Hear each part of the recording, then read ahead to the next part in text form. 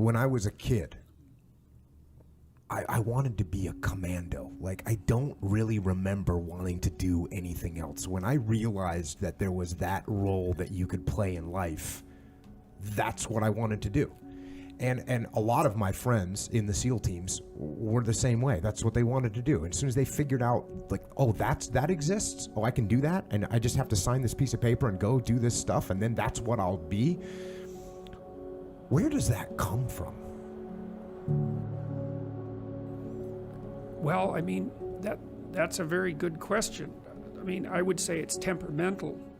You know, people differ tremendously in their temperaments, and to think that there's a warrior temperament is a perfectly reasonable thing to think. I mean, there's been whole cultures, many cultures, who were devoted to fostering that warrior mentality, you know, where if you weren't like that, you were the outlier.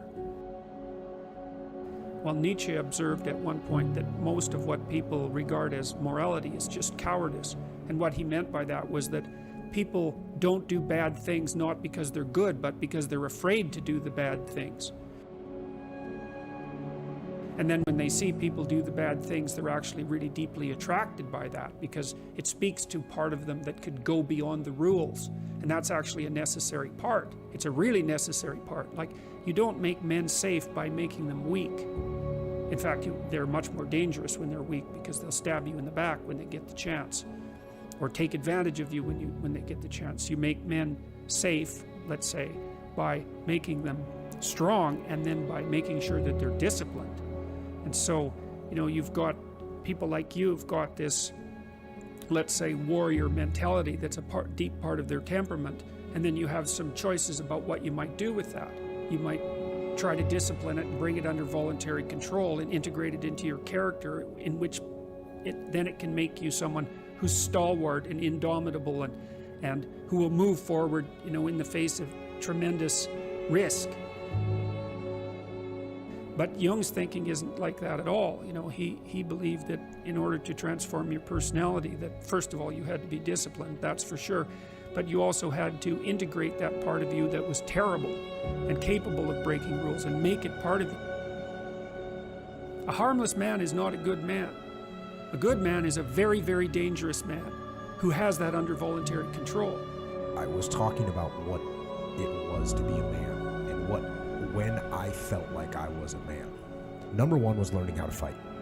And, you know, I got into Brazilian Jiu-Jitsu and mixed martial arts, and I learned how to fight. And now, all of a sudden, when I looked at other people, I wasn't posturing, I wasn't trying to pretend that I was tough. I knew that most people that I would encounter, I could defeat in a physical altercation. That was number one. Number two was going into combat. Because even though you might be tough in a street fight or in a fist fight with someone, when you're facing death, well, that's a whole nother level. And for me, going into combat, well, what was I going to act like? Was I going to be scared? Was I going to be a coward? Was I going to be scared of death? And when I went into combat, I wasn't. I was fine. I was okay with the fact that I could die, and I was okay with that. And I made good decisions and did what I was supposed to do. And the last one was I got married and had kids. It's kind of crazy, but it reinforces what you always say, which is that there's deeper meaning. There's a reason why I'm thinking that. And the reason is because of the things that you talk about and the way these things are overlaid throughout history for human beings to have gotten to this point. Yeah, well, you acted it out, you know, which is what you're supposed to do. And it's better to act it out and to understand it. You know, that's best. It's better to understand it and not act it out than to not understand it at all. But the best is to act it out and understand it. And that's to say that, well, if you're harmless, you're not virtuous. You're just harmless. You're like a rabbit. A rabbit isn't virtuous. It just can't do anything except get eaten. It's not virtuous. If you're a monster and you don't act monstrously, then you're virtuous.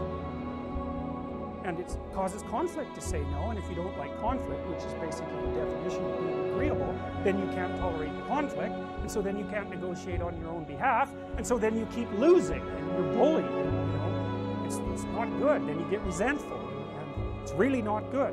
So you have to develop your inner monster a little bit. And then that makes you a better person, not a worse person. It's weird. It's weird. But that's just how it is. Me,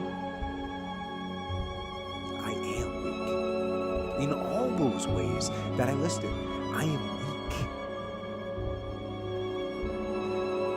But I don't accept that. I don't accept that I am what I am and that is what I'm doomed to be. No, I don't accept that. I'm fighting. I'm always fighting. I'm struggling and I'm scrapping and I'm kicking and clawing at those weaknesses to change them, to stop them. Some days I win. Some days I don't. But each and every day, I get back up and I move forward with my fists clenched toward the battle, toward the struggle. And I fight with everything I've got to overcome those weaknesses and those shortfalls and those flaws, as I strive to be just a little bit better today than I was yesterday.